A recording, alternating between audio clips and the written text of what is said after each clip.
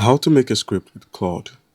So all you need to do is go to the Claude website and log into your account. I'm logged in. And then you also need to decide what type of script you want. So before anything, you have to define your topic, your target audience, the length if it's going to be 60 seconds or 2 minutes, the tone if it's a professional tone, energetic or calm.